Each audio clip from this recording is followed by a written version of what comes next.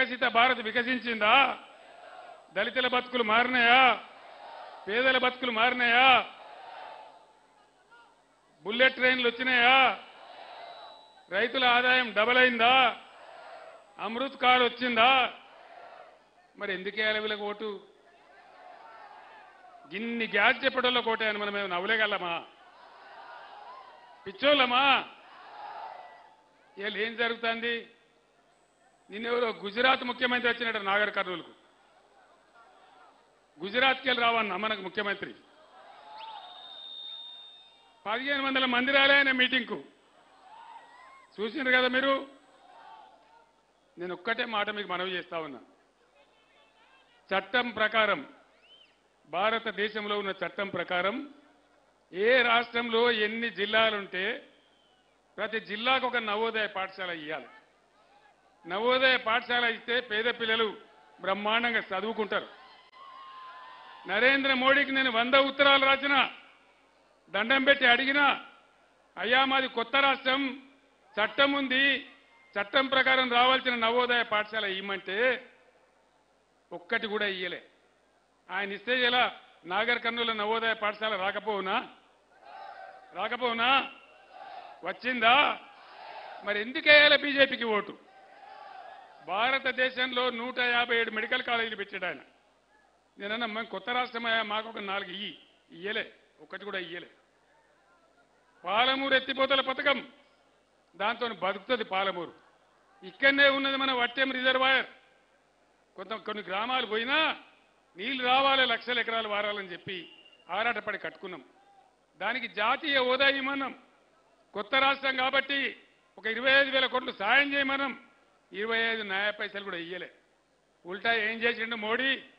కేసీఆర్, నువ్వు రైతుల మోటార్ల కరెంటు మీటర్లు పెట్టాలి, లేకపోతే సంవత్సరానికి 5,000 కోట్లు నీకు ఇచ్చే గ్రాంట్ కట్ చేస్తాను. నేను చెప్పిన మోడీ గారు, నా తల తెగిపడ్డా సరే నేను మీటర్లు పెట్టాలని చెప్పిన.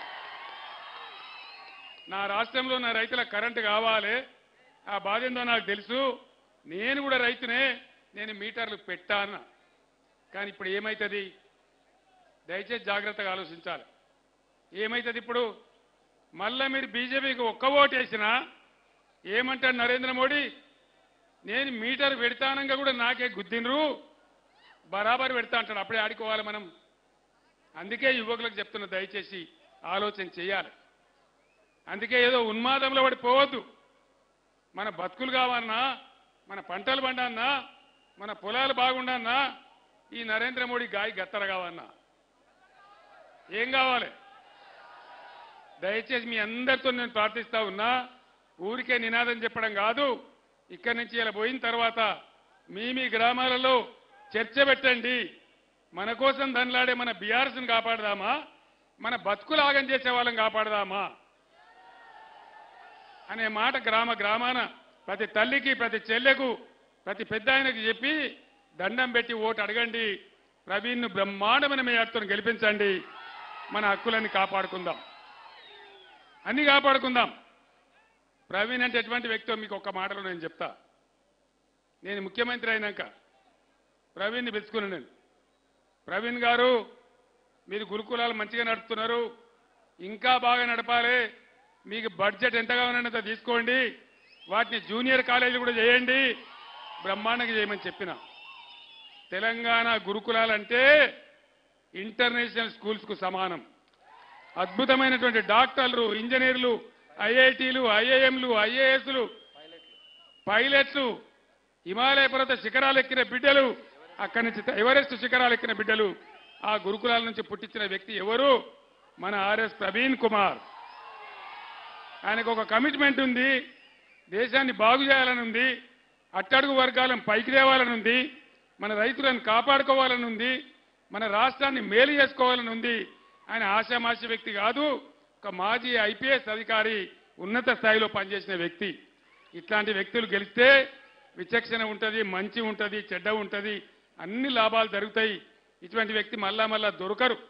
మామూలు నాయకులు దొరుకుతారు, కానీ ఇటువంటి వ్యక్తులు చదువుకున్న వాళ్ళు రాజకీయాలకు వచ్చి సేవ చేస్తామని వచ్చినప్పుడు గెలిపించుకోవడం మన బాధ్యత.